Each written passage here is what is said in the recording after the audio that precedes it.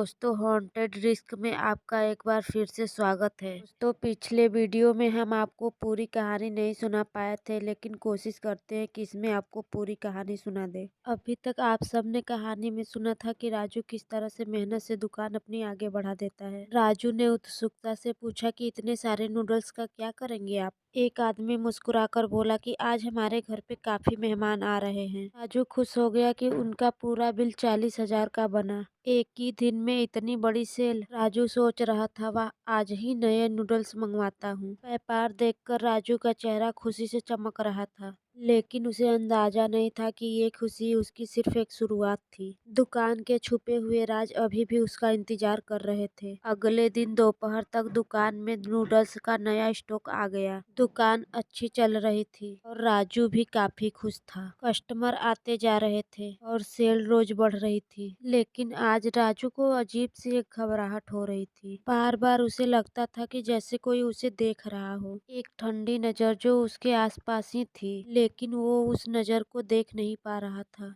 शाम का वक्त हुआ। ग्राहक धीरे धीरे कम होने लगे। राजू अपना स्टॉक ठीक कर रहा था। तभी उसने नोटिस किया कि कुछ चीजें अपने आप ही जगह बदल रही थी। मैगी के पैकेट जो उसने एक कोने में रखे थे, वो अब दूसरी जगह पे नजर आ रहे थे। राजू काफी परेशान हो गया था। अब उसे समझ आने लगा था कि दुकान में कुछ तो गड़बड़ हो रही है। तभी रात के वक्त फिर से वही दो आदमी दुकान में आए। उन्होंने राजू से कहा कि सारे नूडल्स और सारे कोल्ड ड्रिंक का स्टॉक मुझे अभी चाहिए। राजू के चेहरे पे पहले मुस्कान थी, लेकिन अब उसे शक होने लगा था। इतना बड़ा ऑर्डर एक दिन में दोबारा, ये कोई नॉर्मल नहीं लग रहा है। राजू के दिमाग में एक सवाल था, कहीं ये लोग मेरे कॉम्पिटिटर के आदमी तो नहीं हैं जो मेरा स्टॉक खत्म करना चाहते हो? अगर हैं तो मुझे क्या, मुझे तो मेरे पैसे मिल रहे हैं। कुछ तो गड़बड़ है, पता तो लगाना पड़ेगा। राजू ने उनसे कुछ नहीं पूछा। उसने उनका ऑर्डर तैयार किया और उन्हें सारा स्टॉक दे दिया।